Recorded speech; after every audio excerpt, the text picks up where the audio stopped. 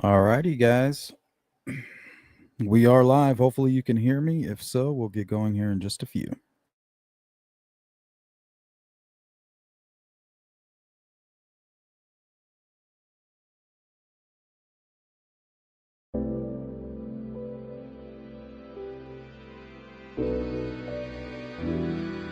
What's up, Karen? Peggy O. Yo, Peggy O.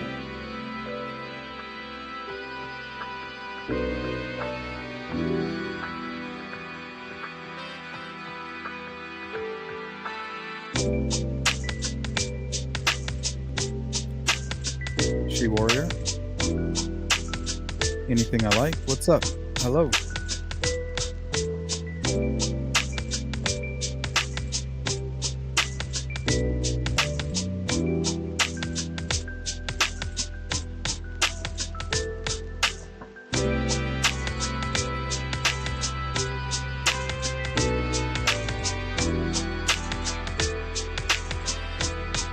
Welcome in, everybody. It's good to see you.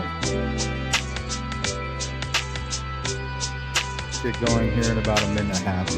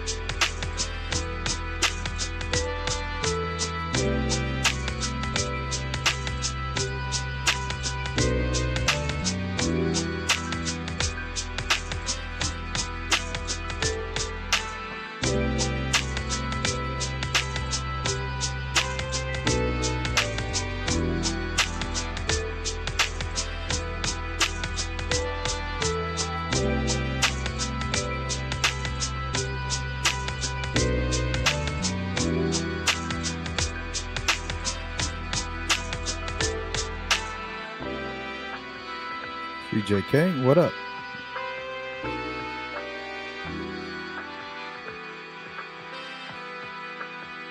Good to see you.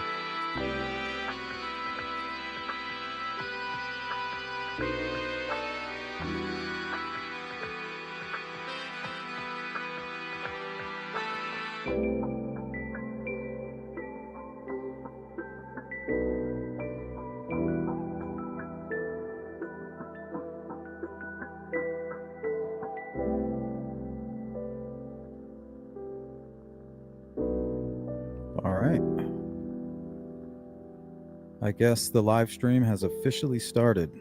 So today what we're going to do is we're going to talk a little bit about the West Memphis 3, specifically Jessie Misskelley. Let me put that back up for you. So one thing is, I was listening to one of his confessions, his main and his first confession. It's about 35 minutes long. We're going to listen to it in its entirety. But while listening to that, I couldn't help but think about the Delphi case. We have so many questions about how many perpetrators there were. How was Richard Allen able to control two girls? Like, I understand that you can control two girls by fear, right? Pointing a firearm at them. But what about when you put the firearm down and you pull out the box cutter? You know, that's a different story altogether. So you would almost need two killers, similar to what happened in West Memphis 3. Just instead of 3, look at it as 2, right? In the West Memphis 3 case, Jessie explains how one of the boys was able to run away, and he chased after him and brought him back to the scene.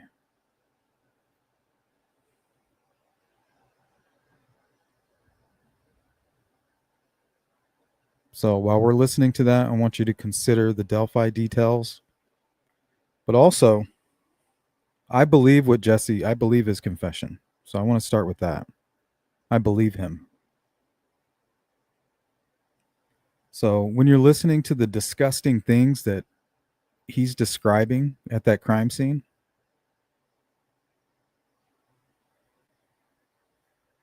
And if what he's saying is true, I want you to think about one thing.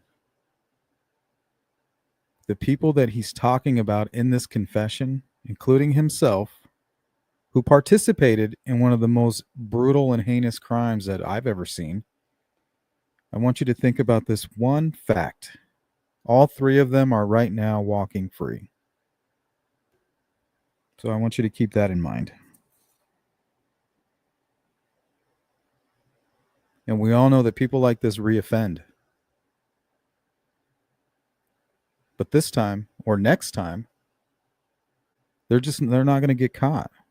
They've had all those years to plan the perfect murder.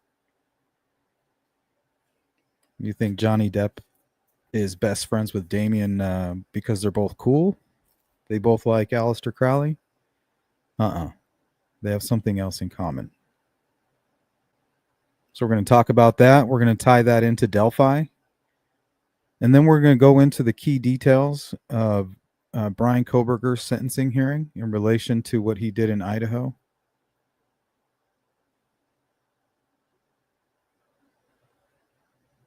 Then we'll hang out for a minute.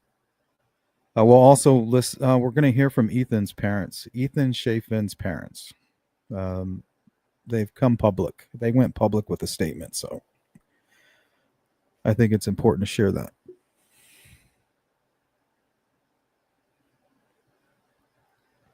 Olivia too. What's up?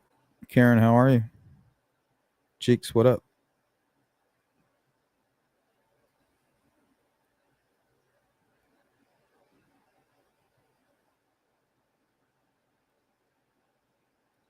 Sensei, welcome back. J Ray, good to see you.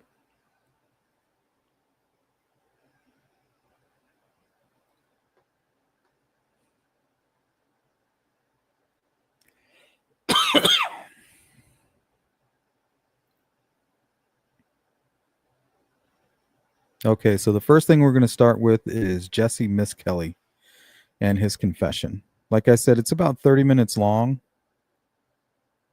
All right, let me pause that. So while we're watching this, I want you to keep in mind some of the Delphi details. They're basically describing the same crime scene. It's very similar, right? They even crossed like a small water source crossover into the wooded area. And apparently they would have satanic rituals, some kind of a small cult that they were and that they were gathering in this very area that you see there on the screen. So what if Delphi was,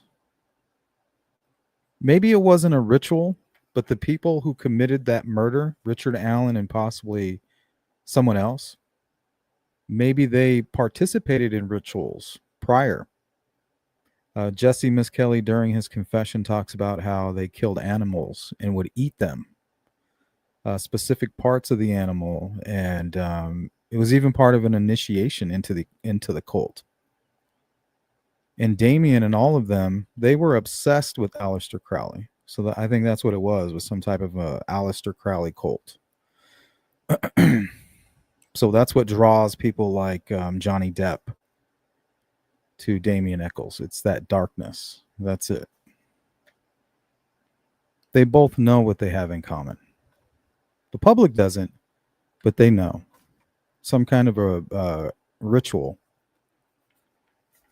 Jessie also confesses that Damien would perform homosexual acts with his male friends.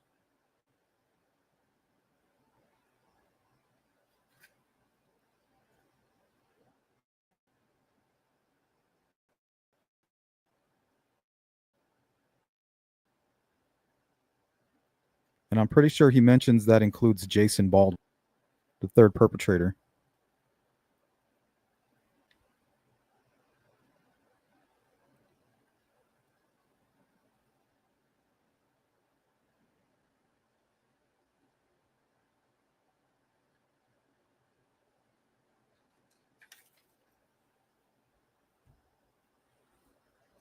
Well, I have my YouTube up, Karen, so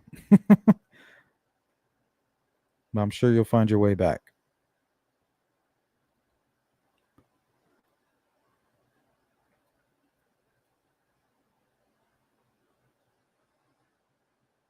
All right, let's go ahead and play this. Date 17 of 75, education as a 9th grade. The place we are in the detective division. Today's date is 6/3 of 93. The time. All right, let's pause this real quick. Could you guys hear that video? Okay.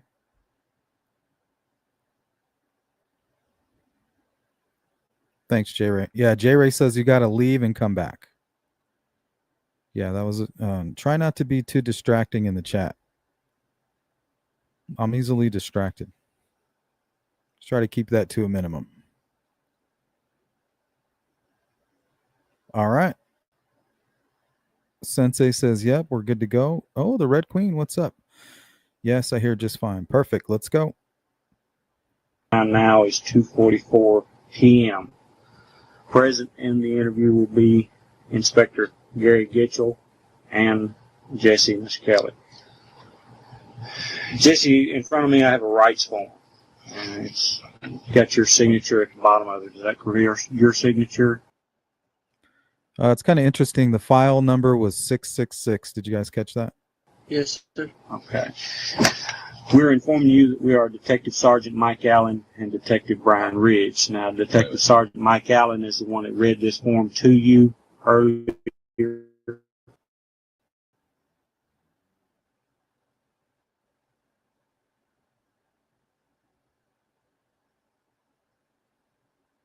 Okay, so one thing I want to point out is that during this confession, Jessie describes a folding knife. There could have been two knives. I don't know. But he definitely does not describe this knife.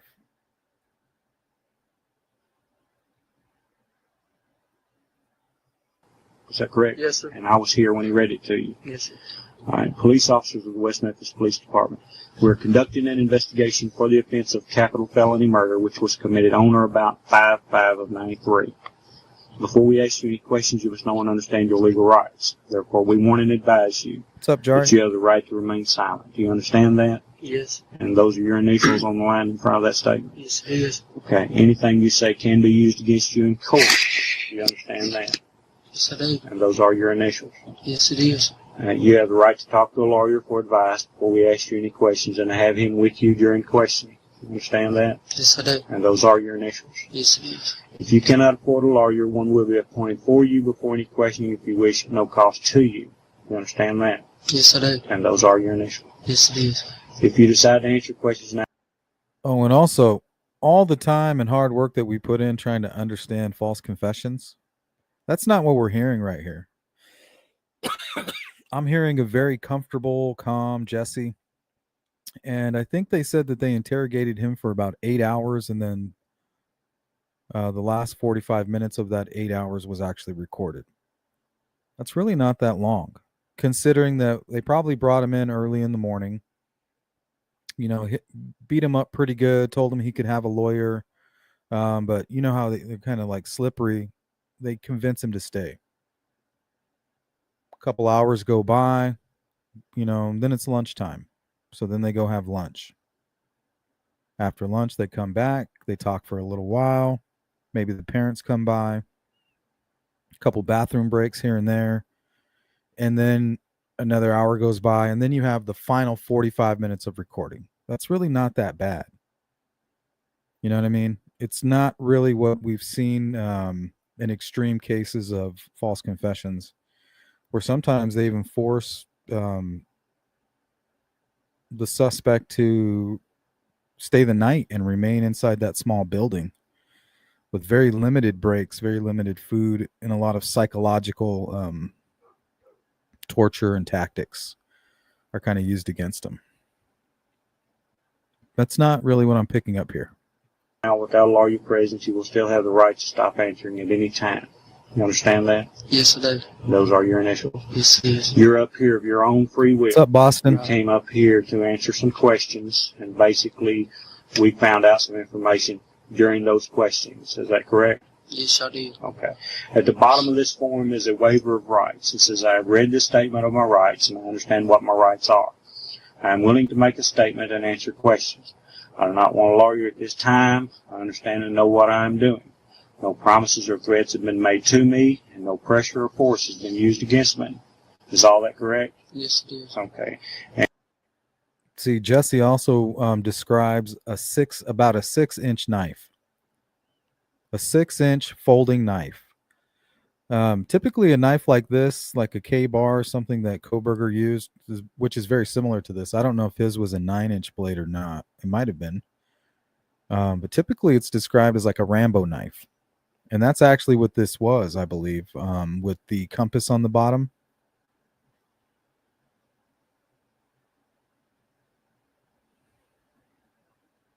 I used to have one of those. Let's see. What's up, Fishy? What up? Who else is in the building? Yep, I got you, Red. It's good to see you. Hopefully you're feeling well. And Jari, we got you too. All right, let's go. And you signed the bottom of the form. Yes, I did.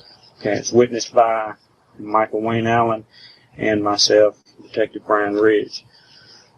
Okay, Jessie, let's go straight to that date, 5/5 of 93. A Wednesday, early in the morning. 5/5/93. You received a phone call, is that correct? Yes, I did. Who made that phone call? Just Baldwin. All right. What occurred? What did he talk about? He called me and asked me could I go to West Memphis with him, and I told him no, I had to work and stuff. And then he told me he had to go to West Memphis, so him and Damien went. Then I went with him. All right. When? Wednesday. All right. When did you go with him? That morning. At 9 o'clock in the morning? Yes, I did. Okay. I went with them, and then Now, were you in a car? Whose car were you on? we walked. Y'all walked? Okay. Right, we walked, and then Where did you go? we went to Robin Hood. You went to the Robin Hood. Explain to me where those woods are. About Blue Beacon truck wash. It's a little patch of woods Little patch of woods behind Blue Beacon? behind it. Right back there behind it. Okay. What occurred while you were there? When I was there, I saw Damien hit this one boy real bad, and then now he started screwing him and stuff, and then All right. You've got in front. Now, don't forget, guys, Jessie is going to explain what these three boys, well, one of them was a man at the time, I believe, right? 18. What these guys did to these young kids. I want you to remember that they're walking the streets right now. Because I believe what Jessie's saying. I believe his confession. So he says that Jason and Damien would fool around together. And that Damien photographs of these three boys that he would show during a satanic ritual, technically like a cult meeting. So he was already stalking these boys. He may have even been molesting them. So this could be the missing component also with Delphi, right? We're always wondering, well, what the hell's the motivation? Maybe it was just sick people, because most pedophiles participate in Satanism. And it appears that's what these guys were doing, possibly grooming these young boys, very similar to what Kagan Klein was trying to do to Libby. So maybe that's the motivation. So maybe it is ritualistic and also has that predator, catfishing, online grooming, pedophile aspect to it as well. Maybe the Satanism and the ritualistic is the missing element. In front of you a picture that was taken out of the newspaper, I believe.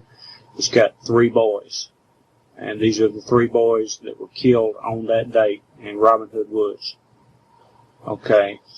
Which one of those three boys is it you say Damien hit?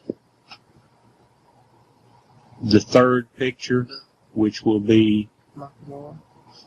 This boy right here? yeah, All right, that's the Byers boy. Christopher. That's who you're pointing at? But one thing I do have to admit, There is a lot of leading going on by the officers. They're kind of leading him. They'll ask him a question, and then they'll give him some multiple choice options. They'll say, well, did you cross a path? Was it a large path or a small path? And then Jesse would kind of pick one. Yeah, it was a small path. And then they would kind of throw in, oh, was it over a long pipe? And then he wouldn't say, yeah, a long pipe. He would say, yeah, I would go through there. So there's a lot of that goes on. I will admit that. If you read the caption, the grizzly slain from left, 8-year-old Michael Moore, Stephen Branch, and Christopher Byers. Okay. So you saw Damien strike. All right, let's go to Boston. It says, pedos are all evil. Every aspect of their existence is pure evil. So I guess that's what I was trying to get at. I think it's safe to say where you have a pedophile, you probably have Satanism. I feel like they go hand in hand. Right?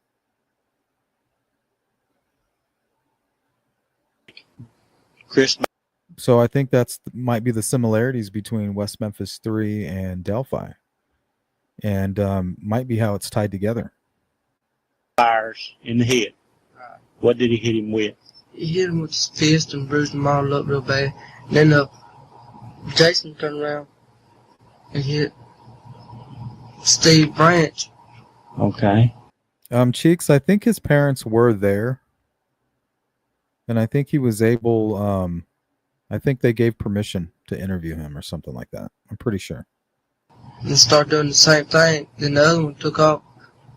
Michael Moore took off running. So I chased him, I could be grabbed wrong. him and held him till they got there, and then I left. Okay. All right. When you get the boys back together, where are you at from the creek? I was up by the service road. Yeah, something like Up that. by the service road? Okay. Now, when he hits the first boy, where are they? Well, also during the confession, Jesse kind of hints that Damien and Baldwin were kind of trying to get a hold of him, like trying to see what he was up to, and he was kind of getting the feeling that they knew he was getting ready to tell. So it's not like they're forcing this confession from him. During the confession, he kind of explains like he was about to tell anyway. He was very disturbed by this. He was avoiding those guys. And then he could tell that they were getting very nervous and scared of what the police might do. So he's basically doing something that he probably would have eventually done anyway, according to some of the information that he gives in this confession.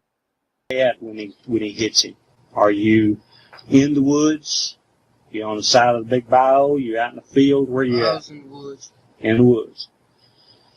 Okay, you've been down there. There you go. There's the multiple choice. You know, were you by this or were you in the woods?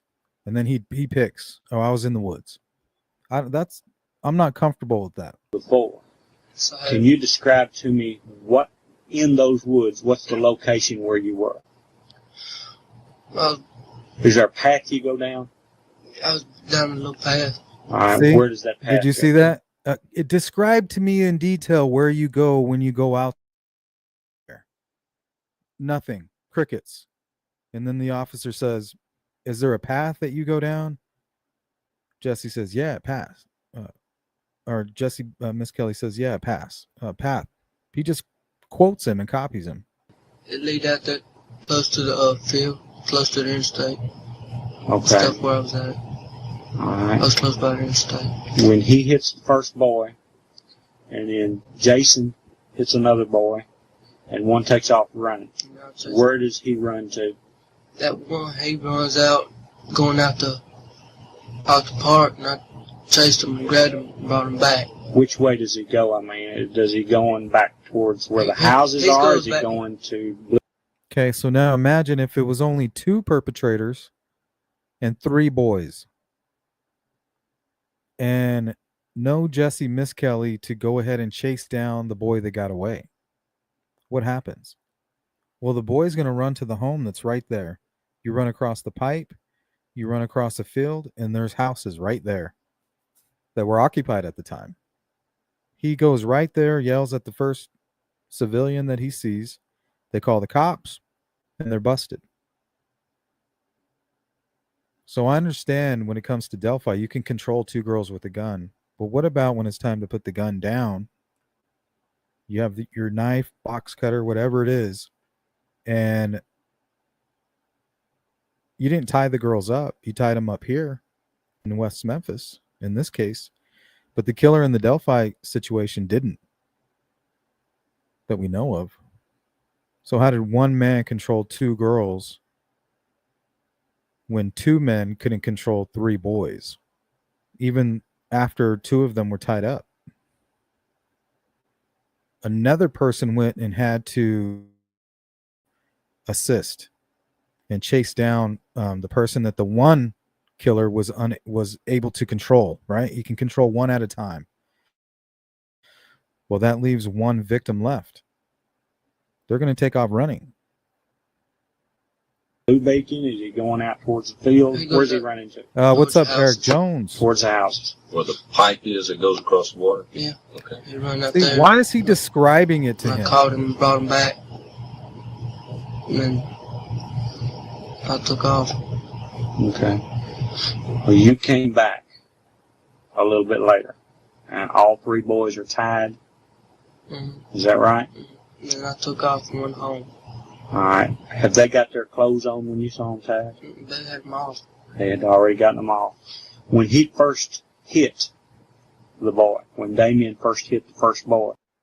See, the kind of the image that Jessie painted to me when I first heard this confession, Cheeks, it totally reminded me of Aleister Crowley. Because when I was younger in high school, I read a couple books on that. I was very interested in the occult. So I know a little bit about the subject. And that's what I'm picking up on here, is the depravity of it.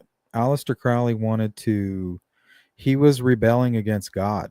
He wanted to disrespect God in every which way possible.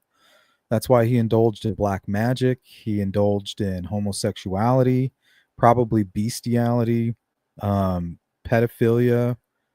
He tried to give himself every disease known to mankind. He had no issue having sex with another man. As long as he thought it was rebelling against God, he would partake. And some of the worst of his actions, we probably don't even know.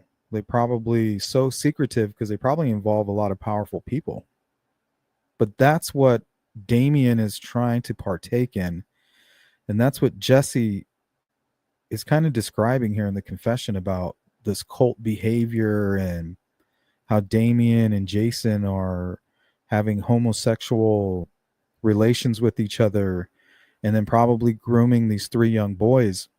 Because that's what happens. Is what happened to those three boys that day almost seems like something that spilled over from all of these weird rituals that Jessie explains. Killing dogs, killing animals, all of this sick shit, eating it, having orgies, men sleeping with men, just all kinds of depravity. It's just basically right out of Aleister Crowley's handbook. And that's what Jason is describing here. So it's like this just spilled out, right? These guys are doing all this sick shit, and right in smack dab in the middle of it, these three young boys get tied in. And it may not have been a satanic ritual that day, but the evil and the darkness that was kind of surrounding them, because apparently they were like fornicating with each other that day too, right before they killed the boys, according to Jessie's confession. So it's like the same like depravity, and somehow the young boys got pulled into it, and they just showed no restraint. It was just do what thou wilt, which is a famous saying of Aleister Crowley. And that's what they did. They just destroyed everything that God had created with no remorse. And those people are out walking free right now. Did they have their clothes on then? Mm-hmm. All right. When did they take their clothes off? Right after they beat up all three of them and beat them up real bad. Beat them up real bad. And then they took their clothes off. And Then they tied them. then they tied them up, tied their hands up. They start screwing them and stuff, cutting them and stuff. And I saw it, and I turned around and looked, and And then I took off running. I went home. And then they called me and asked me how come I didn't stay. See, this is what I think Damien has in common with these other types of folks. Some of you out there are like, oh, well, I used to be gothic in high school. I used to always wear black. That's not what these guys are doing. These guys are just projecting who they are inside. They're not trying to express themselves. They're just being themselves.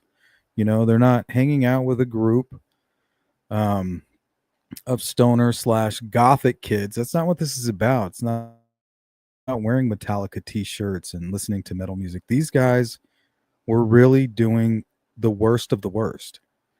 And that's what these people like Marilyn Manson and Johnny Depp and others, that's what they have in common with Damien. That's what they know, that he's guilty. You think they're like, good, man, we got justice. No, they're like, yeah, it's the black magic that got you out. It's the thing that we share. It's this satanic bond. It's this spell that we've casted upon the masses on this earth that got you out of prison. And it's the same thing that's gotten me fame. It's going to get you fame. Blah, you know, that's how they see it. They don't see like, oh, this was justice served, and these poor guys that were being persecuted are now free. No, they know that they're guilty. They know that they're also guilty, and that's what they have in common. They're brothers in that. I told him I just couldn't. Just couldn't stay for that. I couldn't stand to see what In my opinion. Okay. Now, when it's going on, when it's taking place, you saw somebody with a knife. Who had a knife? Jason. Jason had a knife. What did he cut with a knife? What did you see him cut, or who did you see him cut? I saw him cut one of the little boys. All right, where did he cut him at? He was cutting him in the face. Cutting him in the face. All right. Another boy was cut, I understand. Where was he cut at? At the bottom. On his bottom? Was he face down and he was cutting on him, or? He was. Now, you talking about bottom? Do you mean right here in his groin area? Okay. So you know what his penis is? Yeah. That's where he was cut at. That's where he was cut. Which boy was that? That right there. Thanks, You're George. talking about the Byers boy again? Okay. Are you sure that he was the one that was cut? That's when I seen him cutting on. Do you know what a penis is? Yes. Is that where he was cutting? That's why I seen him going down that. And he was on his back. I seen him going down like that real close to his penis and stuff. And I saw some blood, and that's when I took off. Were y'all close to the creek at that point? Yes. Where was the little boy actually at?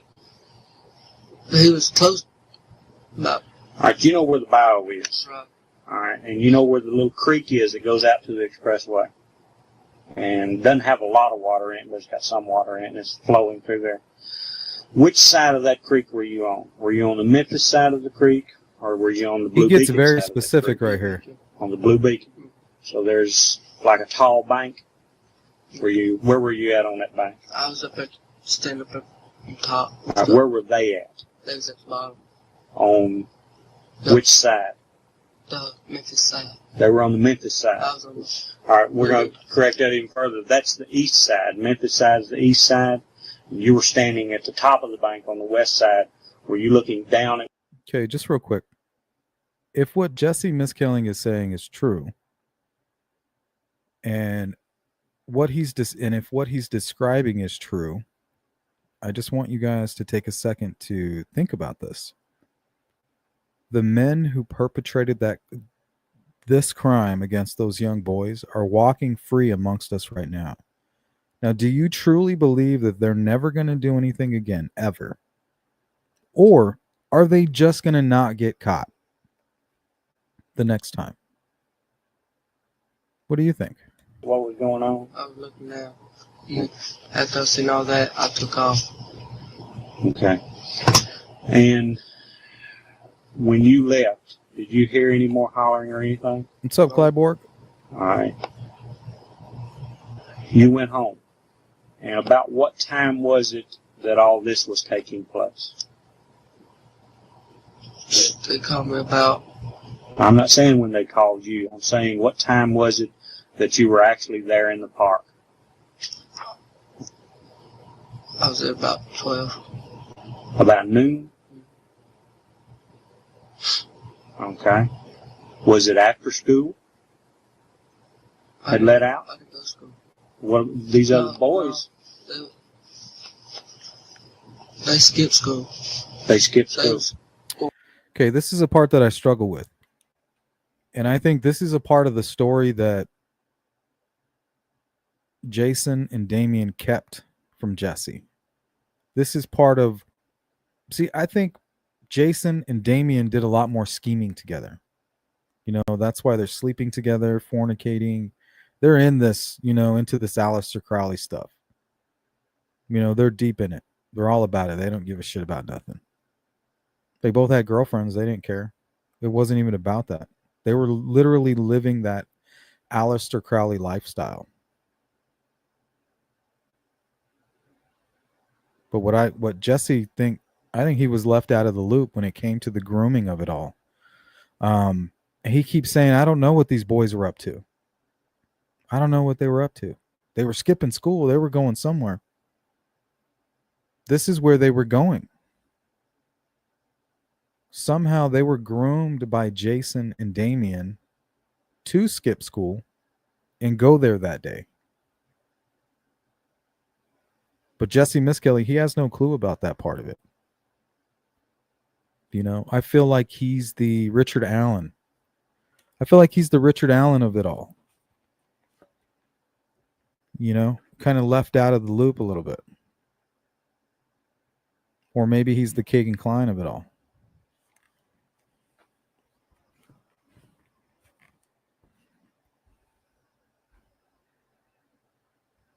On the catch their bus or stuff, and they was on their bikes. So, All right. They were on their bikes. Where were their bikes at? they laid their bikes down when they came out there to the when they hollered for them, told them come out there. See, they're out there. Look, before these young boys showed up, all three of these guys, these killers, were swimming in the water. They're splashing around. Damien and Jason are going under the water and they're touching and playing with each other. You know, it's just pure depravity. And somehow they were able to, in my opinion, groom these boys and get these boys to come out there. So right in the smack dab of them doing all that sick shit. And remember, a few weeks, the weeks and days prior to this, they're sacrificing dogs, they're meeting in satanic rituals, they're eating the flesh of the animals, they're skinning the animals, right? Right smack dab in the middle of all of this, these three boys come wandering into the woods. They didn't come wandering into those woods.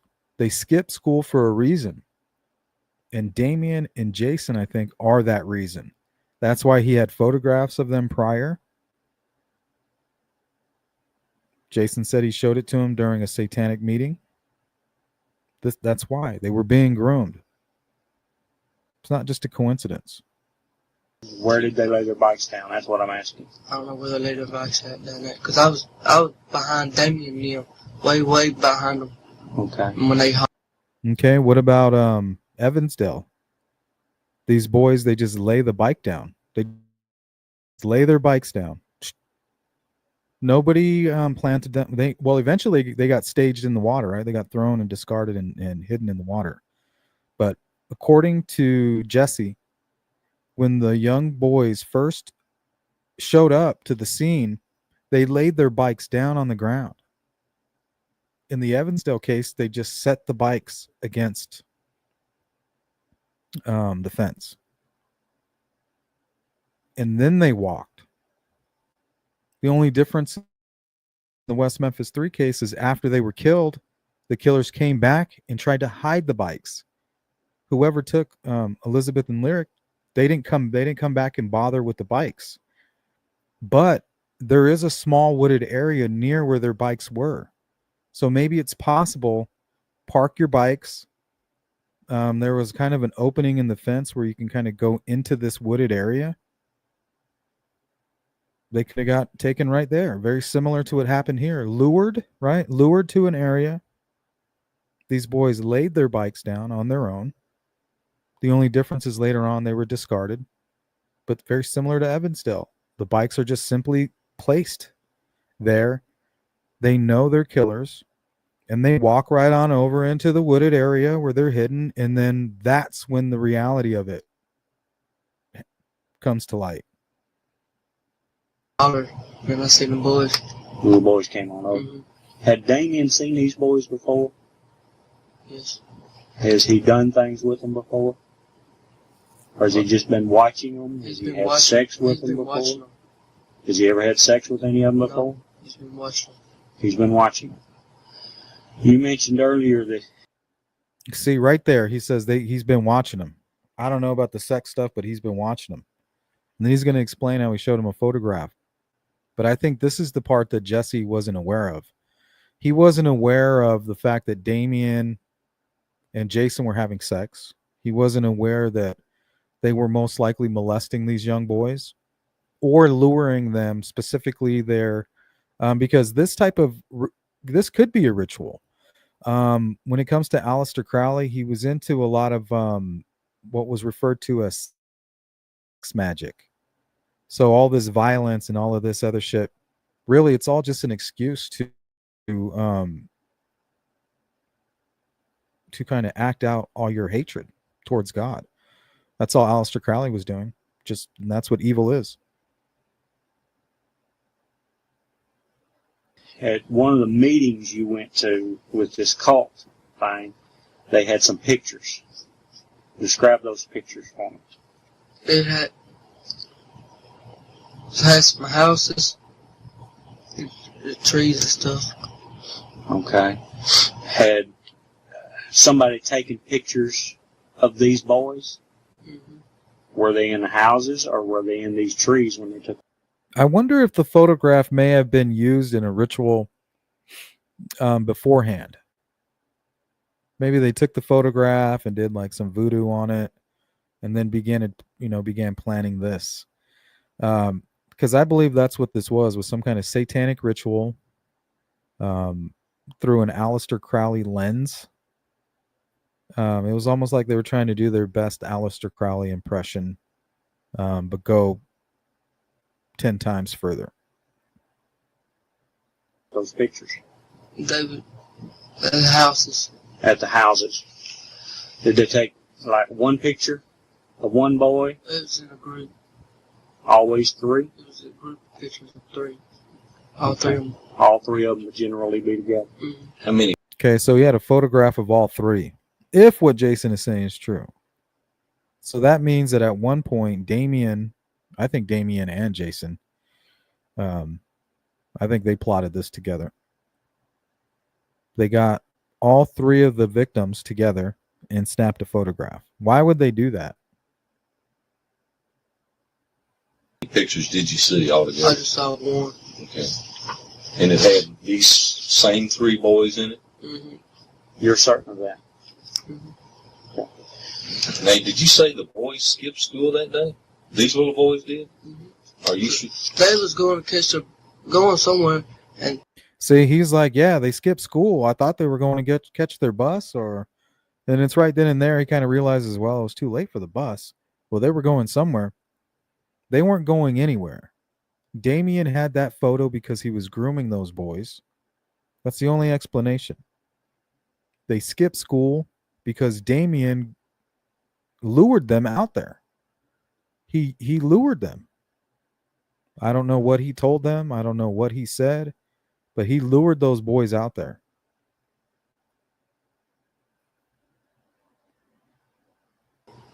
like I said, It kind of even reminds me of the Asia Degree case. Remember, there was a strange photo involved in that case too. So I wonder if she was lured out of her house too. Maybe that's what this is all about. These satanic groups luring young kids out so they can conduct these rituals, where they try to drain the blood. What do they call that? Adrenochrome and all that crazy shit. It doesn't matter if it's real. All that matters is, do these sick sadists think it's real? David Damien and them left before I did. I told them I'd meet them there and stuff. I had to get ready and stuff. I'd meet them there. And it was early in the morning, so they went ahead and met me. They went ahead and went up there, and then I came up, later on behind them. What time did you get there? I got there about 9. In the morning? Mm-hmm. Of Wednesday morning? Mm-hmm. And What time is it right now? Right now? Yeah. You don't know what time it is? do you not wear a watch? It's at home. Cheek says, well, the boys went to school that day. Well, what the heck? Well, how were they abducted? Here, let's get this straightened out.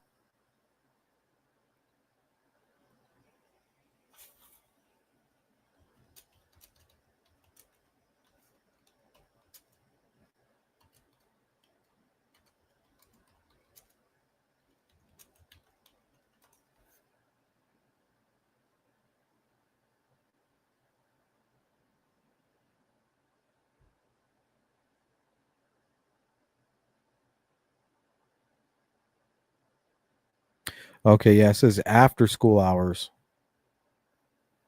Okay, the three boys, all second graders at Weaver Elementary School in West Memphis, were last seen alive on the afternoon of May 5th, 1993, after school hours, around 6:30 p.m., riding bikes and playing in the area of Robin Hood Hills. Okay, so I think Jessie is just confused, I think, about what time it is. So it's after school, right? He's like, I don't know. I slept in all day. I thought I woke up at 9. But really, he probably woke up around 12. Thought that was 9. A couple hours go by. School's already out. They're fucking around out here in this little wooded area. The boys are out of school, come riding close nearby. And that's when Damien starts calling them. Like, there's those boys. He still could have lured them there. But the fact that they didn't miss school, that doesn't add to that theory. Let me see what other information. Christopher Byers was sent home from school that day for misbehaving and was disciplined by his stepfather, John Mark Byers, who reported spanking him. Christopher was told not to leave the house, but he was not there when his stepfather returned home that evening, suggesting he may have attended school earlier but left home afterward. So it makes you wonder why he was misbehaving, Like, why was he acting out? What was bothering him? Maybe that's what was bothering him. There was no specific mention in the provided sources of Michael Moore or Stevie Branch missing school that day, and it is implied they were engaged in typical after-school activities, such as bike riding. Okay, so what about this? What about sextortion, right? If Damien has photos of the three boys all together, who's to say he didn't take photographs of them in a compromising situation? You don't need the internet to blackmail somebody.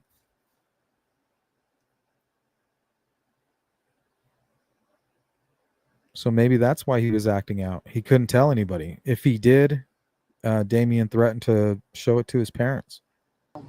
So all friends. Your time period might not be exactly right what you're saying. Right. But it was like early in the day, but you don't know exactly what time. Okay. Yeah, you're right. Because I've got some real confusion with the times you're telling me. But you see, and that's why they're talking about why they're so confused about the times. But that also kind of gives more evidence that they knew that he was a little bit slow and that they were kind of preying on him. Like, oh, we know that you're wrong about this, obviously, because we know you're a little slow, but all this helpful information, we know that that's spot on.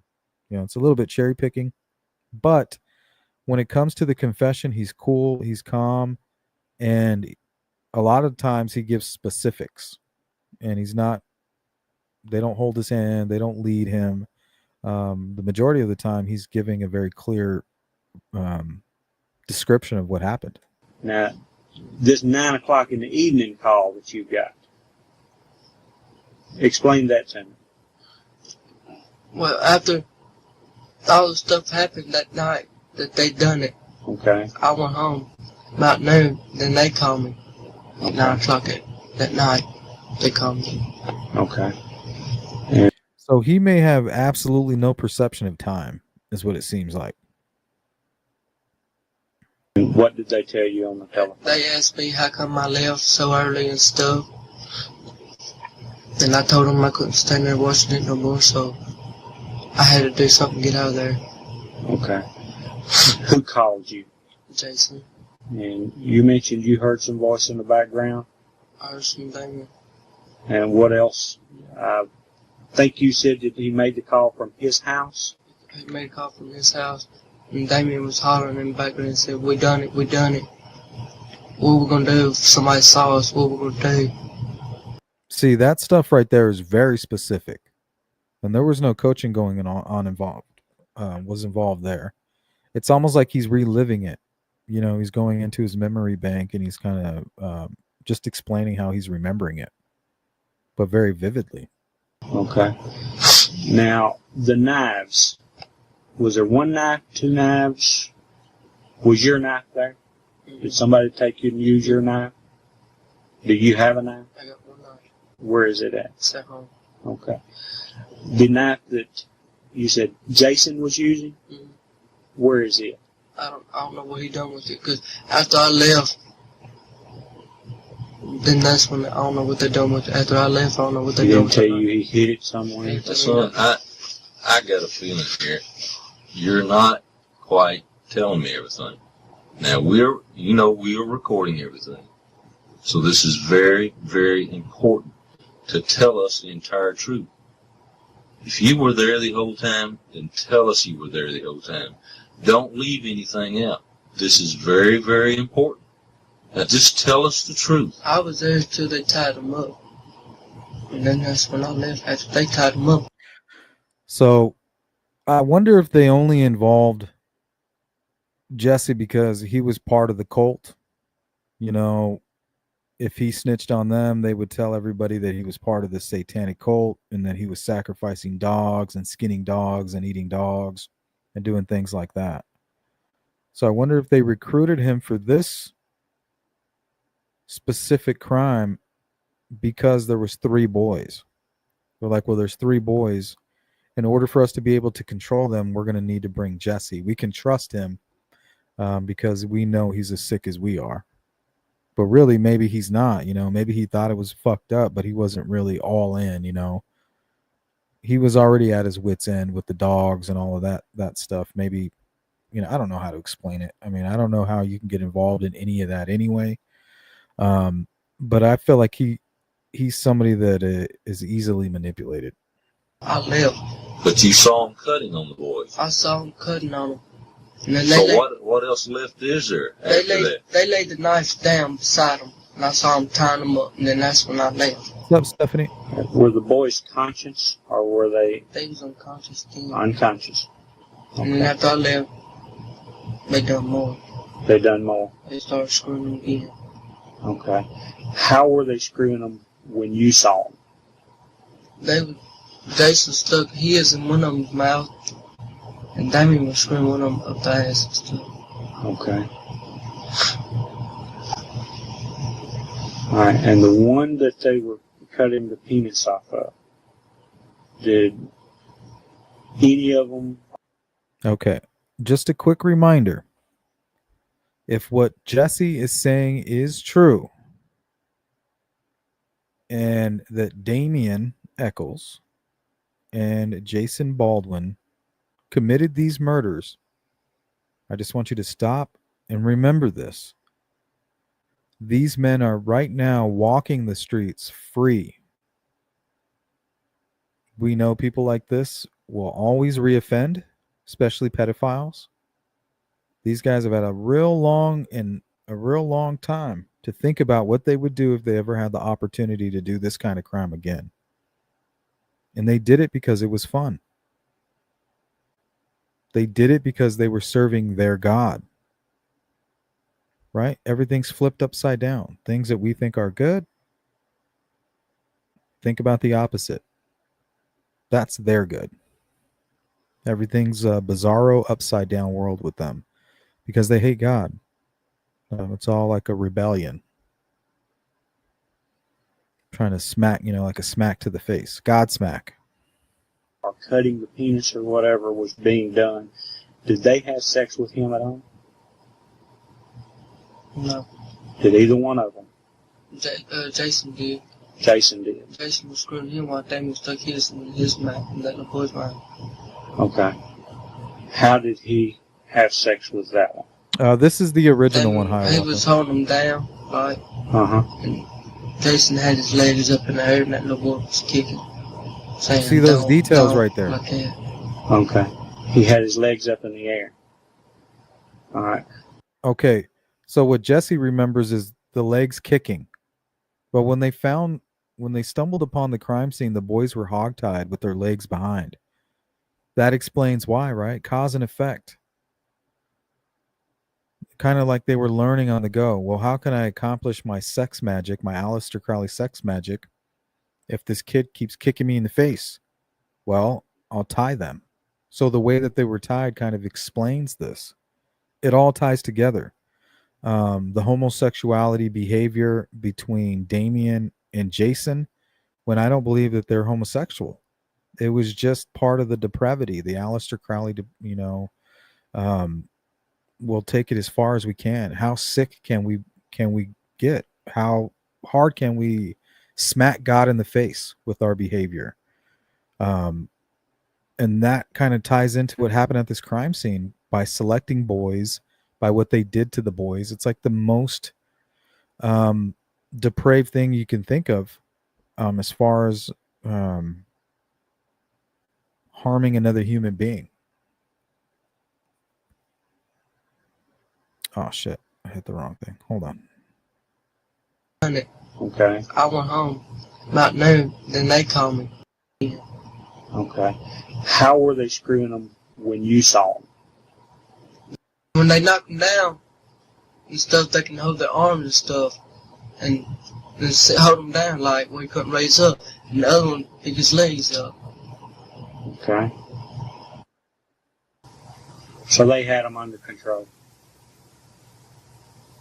You were there the whole time that was taking place? I was there.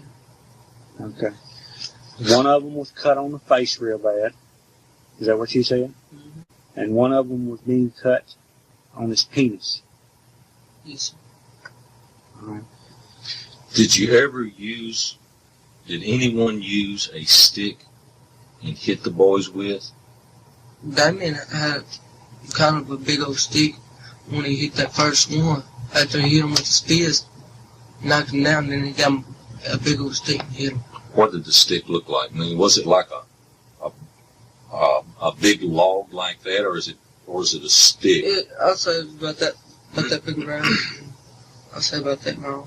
Okay. About the size of a baseball bat, and maybe just a little bit bigger around. Yeah. That's what you described with your hands, right? No. Okay. How long was the knife that Jason was using? All right, you're describing a knife that would be about I 6 believe so, inches long? Stephanie. I believe so. Is that right? Mm-hmm. And what kind of blade did it have on it? Like a regular knife blade. Was it a knife that you fold up, or was it like a hunting knife that's just one piece? Just you fold up knife. It was a folding. He said a 6-inch folding knife. That doesn't match to the description of the one they found in a creek behind Jason's home. But the fact that he said that Jason that had the knife, and then they found that knife, he could just be remembering it wrong, or there was two knives. Right? Delphi Murders. The way they described the crime scene, it was as if there was two knives. It was Jesse's job to go and chase one of the boys that almost got away. Right? It's almost like they're describing what happened in Delphi. Knife? Okay. Does Damien have a knife? No.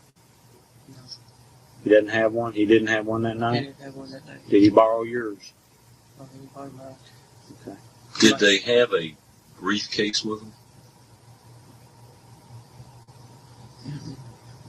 You didn't see a I didn't briefcase? see a briefcase. Not unless they left it there that 2 day nights. before it happened. That's what I'm thinking too, Cheeks. That's what I'm thinking too. Unless they left it there to but I didn't see it there that day. Have you ever seen them with a briefcase before? I seen once that one night, I seen it with them that night. Okay. What is kept inside that briefcase? They had some cocaine and a little gun. What's up, Ted? Is that where you first saw the pictures Mm-hmm. of the Right boys? there in Lakeshore. And you saw the pictures in the briefcase? Mm-hmm. I heard when we had that call. Okay. Now, you have participated in this cult, right? Yes. How long have you been involved in it? And All right, so this is when they kind of get into all the Satanism and the cult discussion. about 3 months. Okay. So he was doing it for 3 months. he What said. is, tell me some of the things y'all do typically in the woods as being in this cult. We go out, kill dogs and stuff, and then kill girls out there. All right, what do you do with the girls when you're out there? We screw them and stuff. Does just everybody take turns? Everybody, and all have orgies and stuff like that. Okay. When you kill a dog, what do you do with it? Hiawatha, good to see you, says just get a couple of celebrities involved and you can get exonerated, even though you've already admitted to doing it. Think about it. There's not a whole lot that separates this case from the Delphi murders. Jessie confessed. Richard Allen confessed. And Jessie was released. So who's to say somewhere down the line, somehow Richard Allen won't get released? But yeah, there was a huge push, the whole HBO documentary and all of these celebrities that you're talking about. That definitely helped out quite a bit. We usually skin it, build a little bonfire, and eat it and stuff. Okay. When you're initiating somebody new to come into a cult, what actually is done to initiate that person into the cult? We usually, kill the animals, see if he knows, how to handle the meat and stuff after we kill it. Okay, so when they initiate somebody into their satanic cult, that person has to kill an animal, kind of teaching them how to use the knife. So basically, they're training to kill people. They're working their way up. It's like a psycho summer camp or something. If he can't handle it, then he don't get in. Okay. So he kills an animal. You mentioned earlier that he may have to eat part of that animal. What part of the animal would he eat? So it's kind of like secret societies, they always say, oh, you want to get to a certain level of Freemasonry. At some point, they're going to ask you to spit on the crucifix. So basically, it's like, how far are you willing to take it? Well, according to Jessie, you can't be a part of their cult unless you're willing to sacrifice a dog, skin the dog, and then also consume the meat of the dog. Right? As soon as you can do that, that'll prove to us that you are out of your damn mind, that you're probably somebody who'll fit into this group of killers, because that's what they're working towards. Part of his meat off his leg. Meat off his leg. Me too, Hiawatha. If he Me can't too. eat it, then he don't get in. Doesn't get into the club. Now, on these meetings, have they ever been violent? Anybody got mad and got in a fight? No. Okay. The night you were in these woods, had y'all been in the water? Yeah, we've been in water. We was playing around in it. You were playing around in the water. All right. What were you doing in the water besides just playing? I mean, the little boys, had they been in the water? Did they get in the water with y'all? No, they didn't get in the water with us. This is a good question. We talked about it a little bit. Clyborg's asking, do you think Johnny Depp believes Damien's innocent? It's just my opinion. I think it's very possible that Johnny Depp has committed crimes like this himself. And it's not that he feels like justice has been served for a persecuted man. I think he knows that Damien is guilty. He knows exactly what ritual he was doing. And I think Johnny Depp has probably done it, the same ritual himself. Now, this is hypothetically speaking, just my opinion. What do I know? I'm just saying. That's what I think. Okay. What were you doing in the water? We were just sitting there throwing stuff at each other. Okay. Were y'all having sex? No, I wasn't. You weren't? No. Was Damien and Jason having sex? They take turns going up under the water. Going under the water? What were they doing under the water? I don't know. They sit so far away. They go up in the water, stay for about, I'll say about 5-10 seconds, and then come up, and the other one go down. Okay. So Jesse's telling them right before the killings happened, right before the boys showed up, they're playing in the water. And Damien and Jason are going down on each other. And then that's like right around the time the boys kind of come up into view, and Damien starts calling them over. Like, hey, come over here. So they were just messing around in the water. All right. They called for these boys to come over there? Yeah, they seen the boys, and then they hollered. Damien hollered, say, hey, and the boys came out there. Did they call them by name? They just hollered, and then they just showed up. Where did the boys put their bikes? Let's go to Eric Jones. Good to see you, Eric. My former sister-in-law worked at the hospital that Damien was at in Little Rock. She said he was one of the most dangerous patients that she had. Yeah, I mean, think about it. This dude's got to be deranged. If what Jessie is saying is true, this guy, him and Jason are extremely dangerous. And unfortunately, they probably have the money and the powerful friends to continue to get away with it, just like those other sick Hollywood freaks have been for years. Politicians, too. Close right there before you come in. They laid it down right there. Okay. And I don't know what, after I left, I don't know what they did with the body.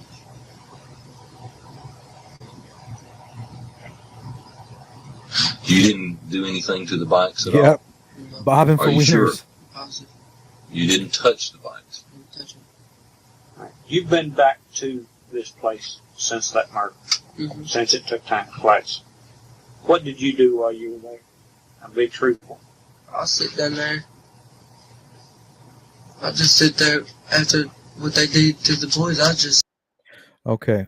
So I think that's going to do it for the Jessie Misskelley confession. There's a little bit more on there, but because of time, and I just wanted to kind of go over all of it, the meat and potatoes, the ritualistic side, the grooming, what appears to be grooming part of it all, kind of the similarities between Delphi, Evansdale, and even the Asia degree case.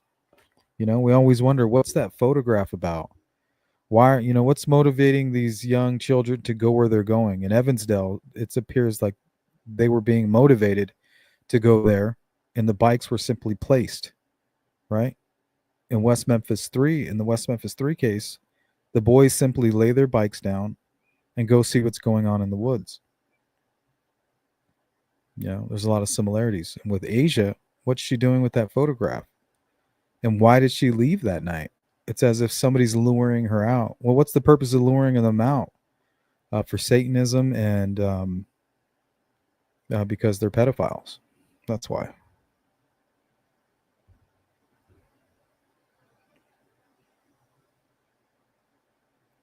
All right, so we can talk about the West Memphis 3 case for another 5 minutes. That way we can get that out of our system. Then I want to go over the updates in the Idaho college murders. Kind of what you can expect during the sentencing hearing for Kohberger. We'll go over all the key details. But first, I want to hear from Ethan's parents.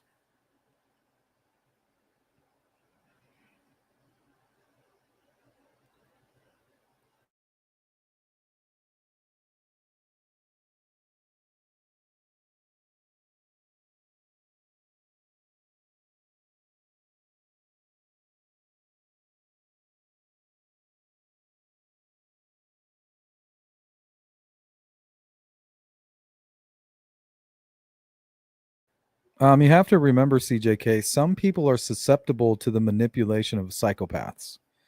That's what they prey on. They kind of look for that quality in people. And it's kind of like a boxer when he has somebody against the ropes and he sees that they're hurt.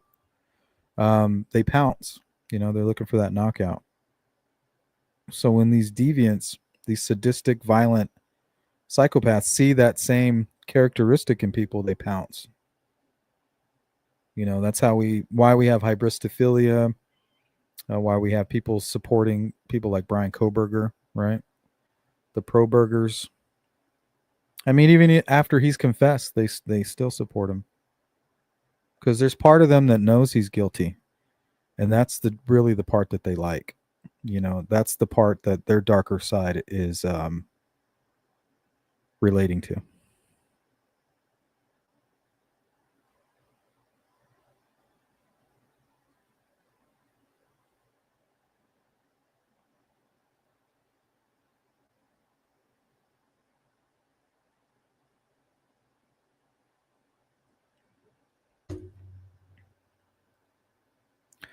Stephanie, everyone thought Depp was a saint when him and Amber Heard was in court. Oh no, you can tell.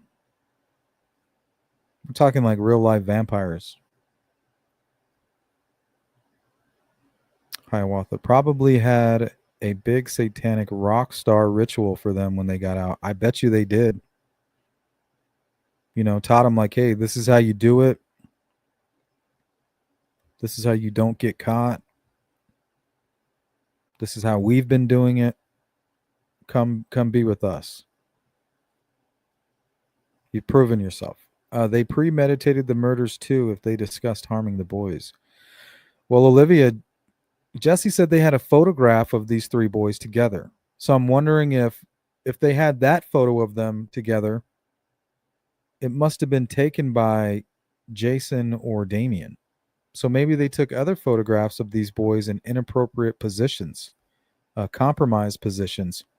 And they said, hey, if you don't do what we say, or if you don't follow my instructions, I'm going to show these photographs to all of your friends and to your mother. Like, I'll destroy your life. Like, that's enough to cause a young kid to take their own life. It happens all the time. It happens every year, multiple times a year, as a matter of fact. There's a whole group of people online who are out there specifically trying to cause that in young people, just for the sheer terror of it, just the pure chaos, the godsmack of it, right? That's the only thing I can think of. What's up, Paradox? What up? Should have never been allowed an Alfred plea.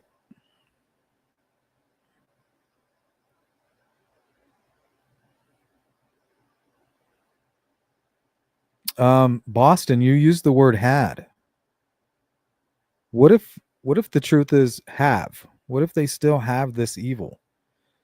If these guys are pedophiles, if that's what they are at the core of it all, that's what it sounds like, they will reoffend.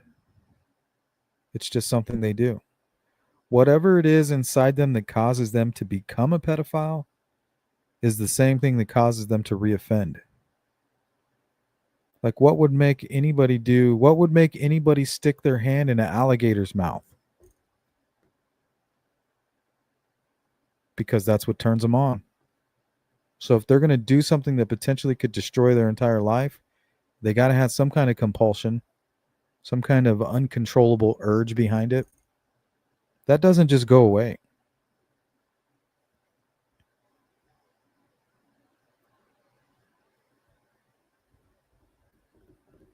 Yep, all is well, Paradox. How you doing? Yeah, it's very scary. Yep, it's the devil. Manual override. Only Kathy turns Richard Allen on. That's gross. That's just weird to think of. They need an exorcist. They have demons. Yeah, they do. Possessed by demons.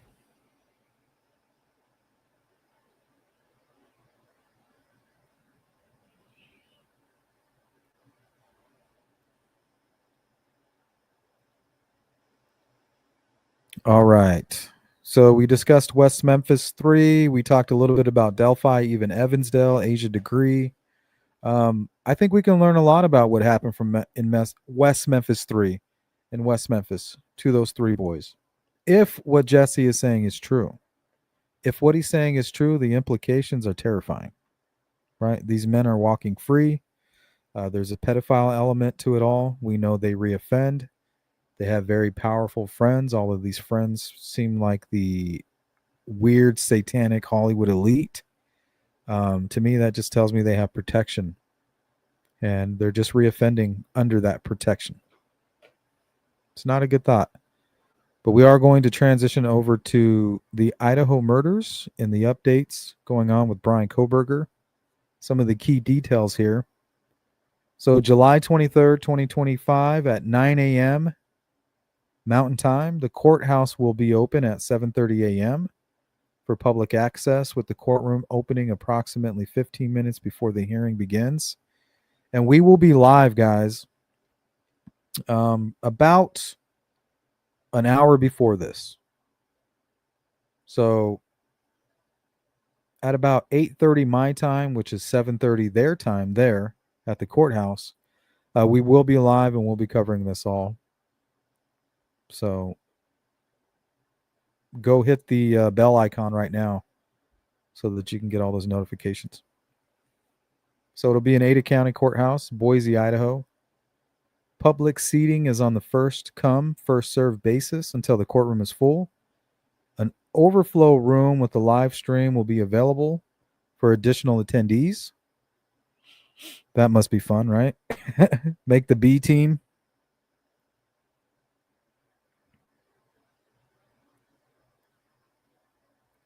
What's up, Jason? Good to see you.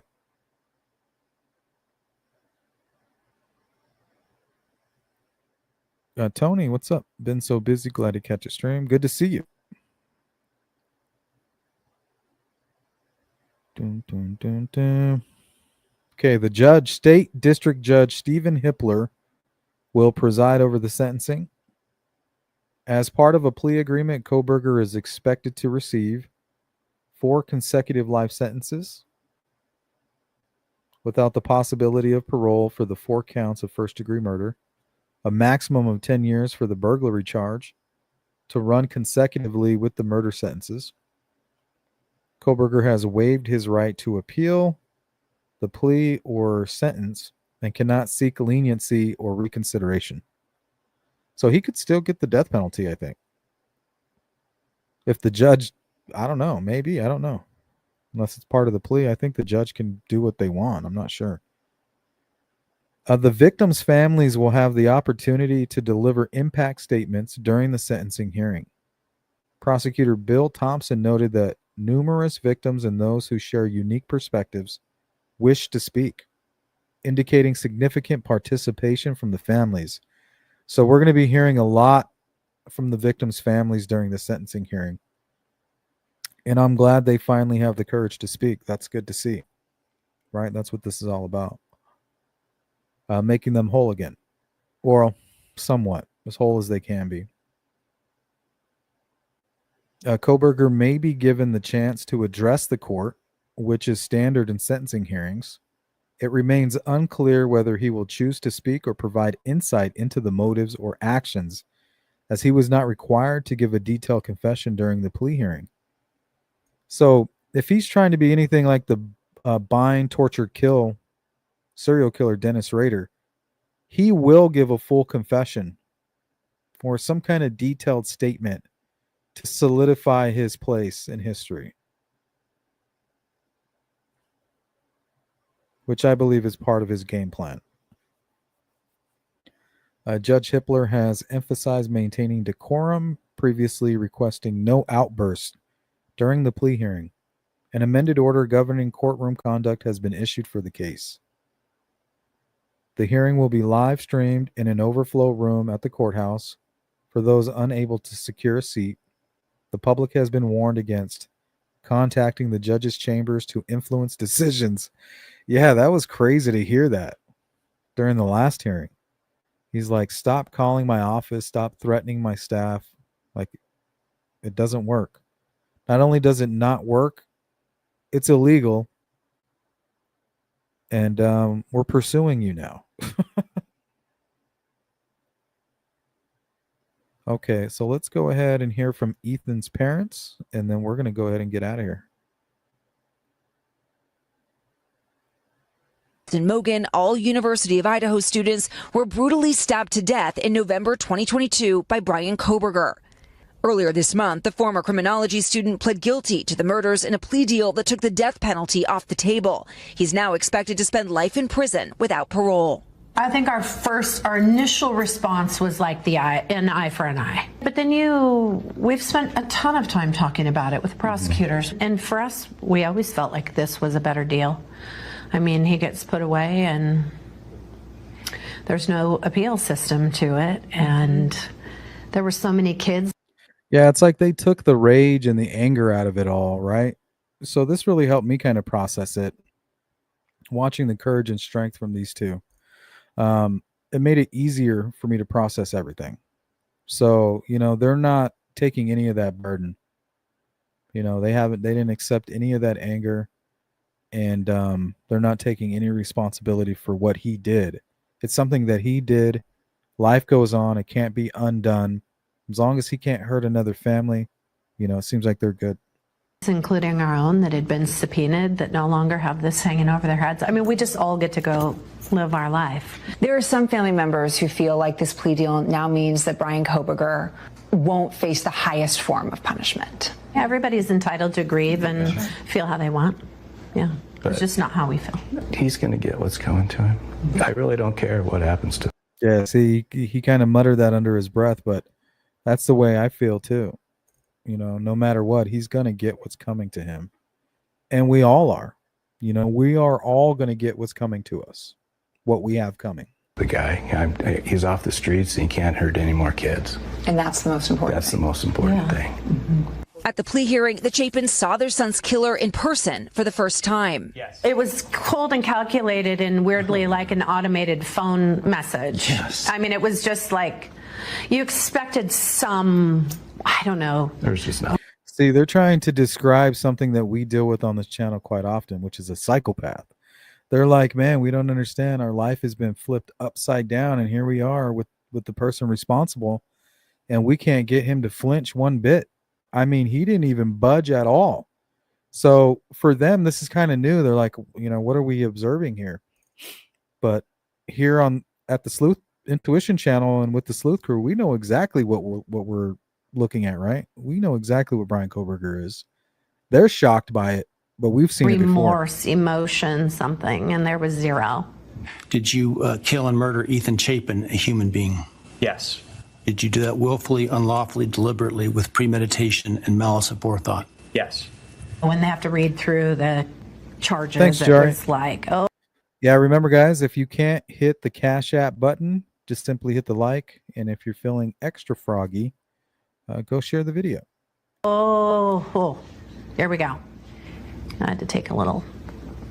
That one was tough. That's tough to listen to. Yeah. Ethan's family says their focus now is honoring the amazing person that he was. His parents, and for the first time, his triplet siblings, Maisie and Hunter, sharing their story in a new Prime Video documentary about the murders. I was so scared to go to bed. It was just silence. That's crazy. Because such a big member of our family just wasn't there anymore. What do you hope people take away from the documentary? What great kids they were. Yeah. We made a decision as a family that we would tell our version of Ethan's story one time. Stephanie, yeah, absolutely. I mean, he's just cold-blooded. There is no emotion. In my opinion, this is what he planned to do. So if what I know about psychopaths is true, Kohberger at an early age, probably even as young as 12, was fantasizing about murder, sadism, sexual torture, all of those things, violent fantasies. So he knew that it was becoming a compulsion.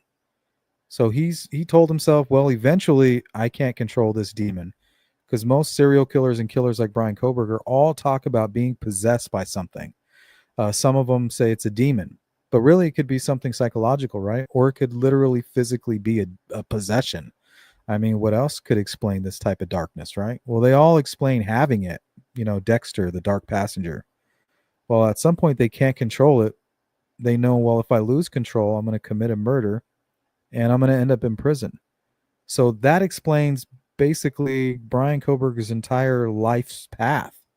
All his choices, remember, he started getting in shape. His hatred towards women started becoming apparent.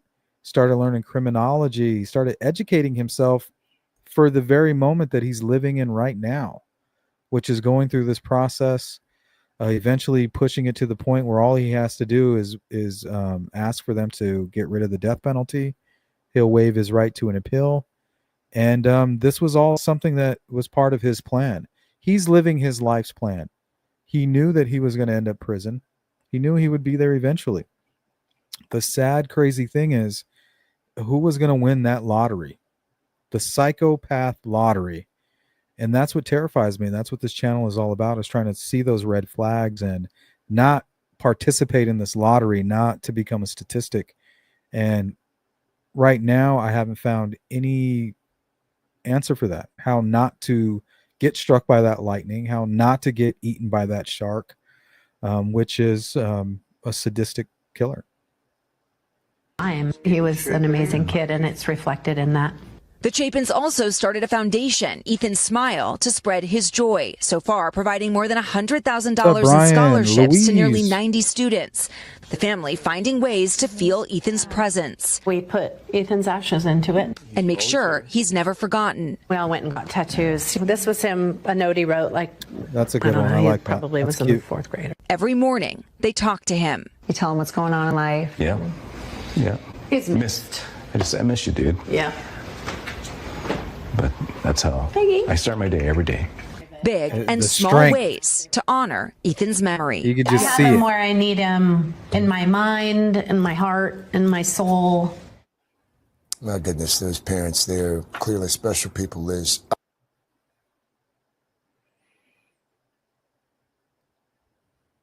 All right, guys, that's going to do it. We'll hang out in the chat for a little bit, and then we'll get out of here. That's all I had for you. Welcome in Louise, Brian, Peggy, Loteria. Yeah, you don't want to be part of that lottery. I just don't know how. I don't know how you refuse participation in that. It's so random. Right? You have these sadistic killers. They don't plan to kill. They're just sexual sadists. They see, and they're pedophiles in most cases. They see a young child, they can't resist. They commit the kidnapping, the sexual assault, and then the murder is a byproduct. You know, what have I done? The guilt sets in. I can't go to jail. I'll just kill my victim and dump them in a random place. And then all of the information from the crime points at this impulsive, opportunistic, sexual, sadistic person. But sometimes they're just leaving work. And they see a 12-year-old girl or boy. They look around, nobody's around, and for whatever reason, this is it. This is that moment that they knew they would lose control. They knew they would end up in prison one day. And that victim won that lottery that day. The most unlucky lottery of them all. Victims of psychopathic killers. Violent, sadistic people. It's terrifying.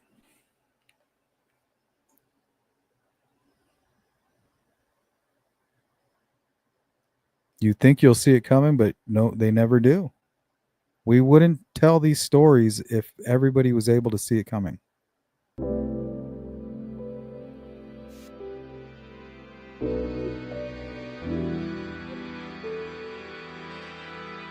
They're called red flags for a reason.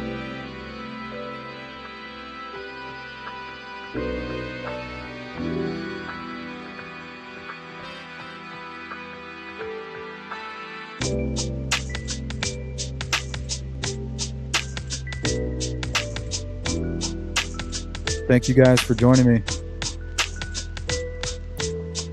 CJK, Cheeks, Louise Cuevas, Stephanie, Boston Christian, Olivia, Peggy O, Yo with Peggy O, Brian, Miracle, J Ray,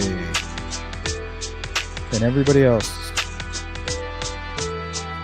If you're part of that replay crew, you know exactly what to do. Drop a comment and we'll get back to you. If you need to get a hold of me, hit me up at sleuthintuition@gmail.com. Big thanks to all my moderators, all my subscribers. Special thanks to my members and everybody that supports my channel. Thank you. Couldn't do it without you. I love you guys. Appreciate everything. And I'll catch you guys on the flip side. Peace.